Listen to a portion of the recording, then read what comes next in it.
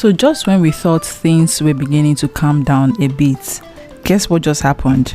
Truckloads of Fulani were reportedly intercepted while being smuggled into Ogboto, Ukwu in Imo State. Now, with everything that is happening in Nigeria right now, from insecurity to rising tension in communities, and the big question is, now that they've been intercepted, what's next? Because it's not all about making videos and bringing it online. People of this community need to take action and do what they need to do. Because let's be honest, this is not the first time something like this is happening. Every now and then, we hear about mysterious truckloads of people entering various communities, sometimes in the middle of the night. Like I asked earlier, the big question is, what is next?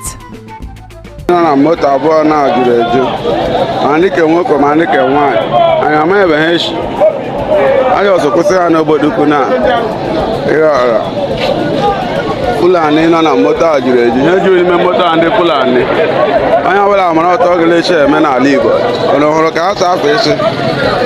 Meanwhile, this video of soldiers shooting at unarmed people in their homes have been trending online since yesterday. Nigerian army is shooting directly into the homes of unarmed and defenseless people. According to them, when these Fulani herdsmen attack and kill locals, and when they try to defend themselves, the Nigerian army intervenes to protect these terrorists. This is really, really sad.